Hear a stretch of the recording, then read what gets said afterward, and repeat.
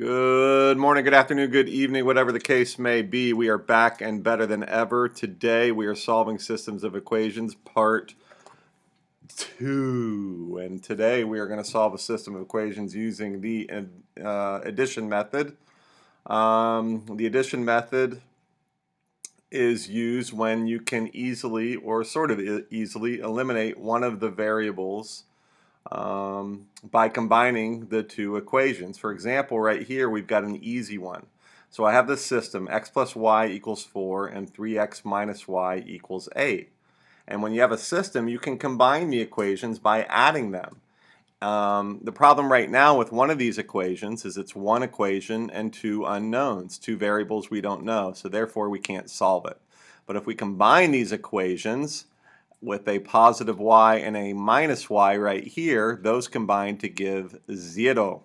So then we're only left with x's. Watch. X plus 3x is 4x. Plus y minus y is 0, so plus 0 equals 12. You don't have to write the plus 0. I'm just writing that step just to make sure you understand that positive y and negative y become 0. So then we have 4x equals 12. Dividing both sides by 4, we get x equal to 3. And now to find out what y is, I'm going to take this first equation. I could take either of them, but I'm going to take the first one. And I'm going to solve it for y. So to solve it for y, I would just need to subtract x from both sides. And so I end up with y equals 4 minus x. And then we play a little Pac-Man substitution. There you go. Y equals 4 minus the 3. So y is equal to 1. So the solution to this particular system of equations is the ordered pair 3, 1, indicating that x equals 3 and y equals 1. Checks out very nicely here. 3 plus 1 is 4. 3 times 3 is 9, minus 1 is 8. Booyah! All right, next example. Sometimes it's not so easy because if we combine these right now, neither of the variables would drop out. So you might have to do a little bit of multiplication. And remember, you can do anything you want to an equation as long as you do it to every single term of the equation. And of course to both sides of the equation. And I notice right here that I have an x and an x. And if one of those x's was negative, I could combine the equations and the x's would go to 0, would become 0. So what I'm going to do is multiply one of the equations by negative 1. Doesn't matter which one I do. I'm just going to choose the second one. I don't know why. I just wanted to, I guess. And if I multiply everything by negative 1, then it goes to negative x minus 2y is equal to negative 6. I'm going to move this first equation over right on top of it just to make things a little clearer. Then I'm going to add the equations together. X and negative x is 0. 4y and negative 2y is 2y. 10 minus 6 is 4, or my world makes no sense. I'm going to divide by 2, and I get y is equal to 2. So now I have to find x. I guess I'll take this first equation and solve it for x. So what? I have x plus 4y equals 10. So I'm going to subtract 4y from both sides. And I get x is equal to 10 minus 4. Do you like the 10 minus the 4y? I like the 10 minus the 4y. I know that y equals 2. And I get x equals 10 minus 4 times 2. Or x equals 10 minus 8. Or x equals 2. Hoity-toity, they both equal the same thing. 2, 2 is our solution. X is 2, y is 2. Isn't that the greatest thing you've ever seen in your life? You can check it out by replacing both x and y with 2 and seeing if the equations make sense. Let's see. 2 plus 4 times 2 is 8 equals 10. Cool. 2 plus 4 equals 6. Whammo. All right, couple more examples and we'll skedaddle. Okay, nothing's looking good here. If I combine these, I'm going to get a 6x and a 2y. So I still have one equation and two unknowns. So that's no good. So I'm looking to make one of them change one of the equations so I can get one of the variables to drop out. And what I see right here is I have a positive 3y and then a negative y. So I already have a positive and a negative. If this were negative 3y, wouldn't life be grand? Well, we can do that. I'm going to multiply the whole shebang by negative 3, and that will give me negative 6x. I'm not going to multiply it by negative 3 because the y is already negative. My bad. I'm going to multiply it by positive 3. 3 times 2x is 6x. 3 times negative y is negative 3y. And then 3 times negative 13 is negative 39.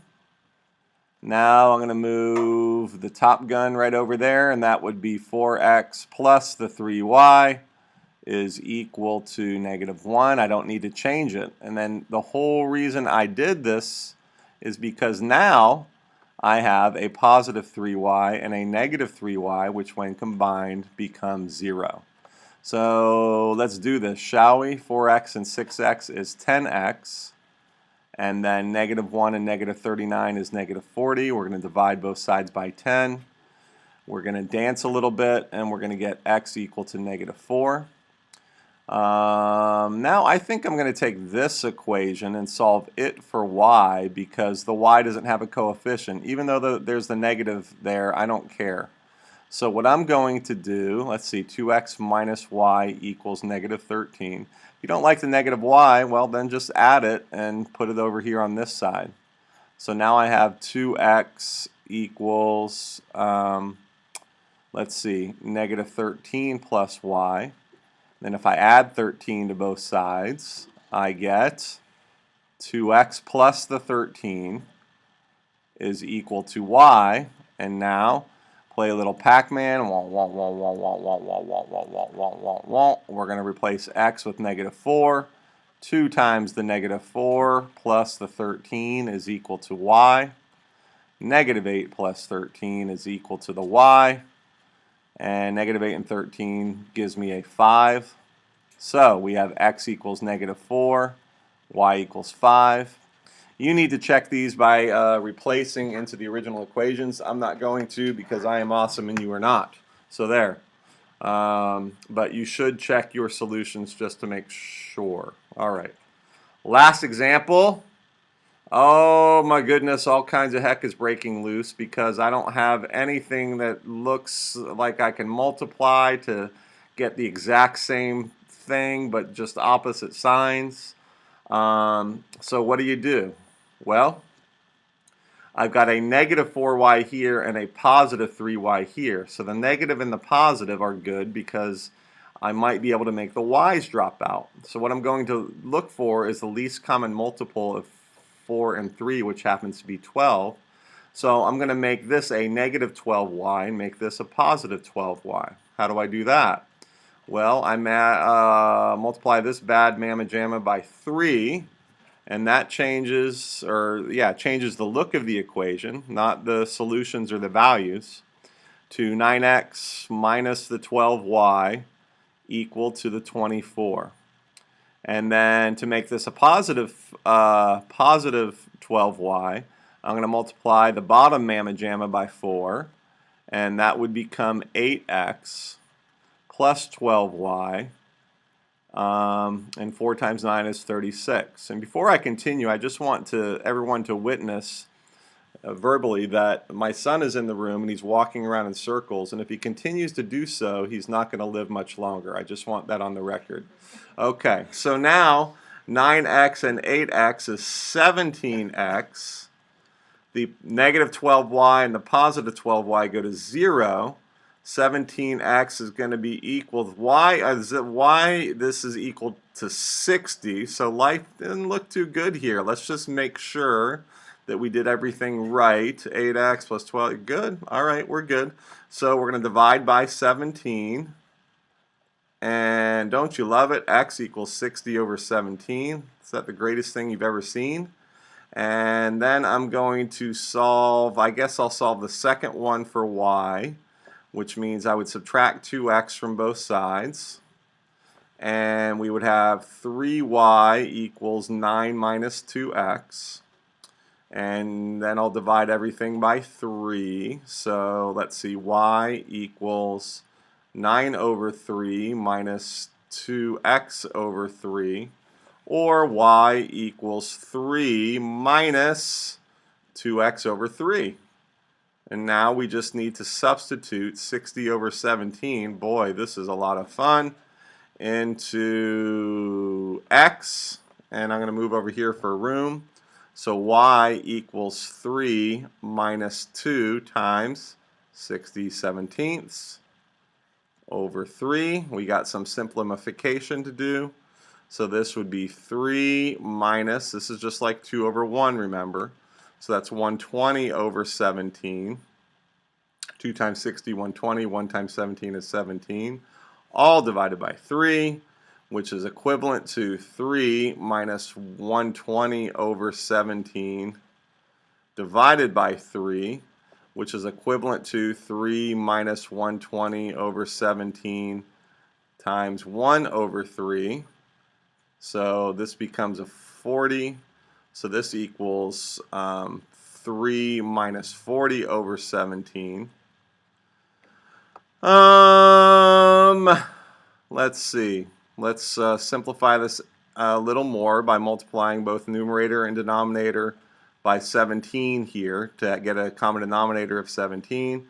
3 times 17, that's going to be equal to the 51. So this becomes 51 over 17 minus 40 over 17, which is equal to, finally and mercifully, 11 over 17, and that is y. So my solution would be x equal to 60 over 17 right here, and y equal to 11 over 17. All right, that is all I have. Until next time, I am out.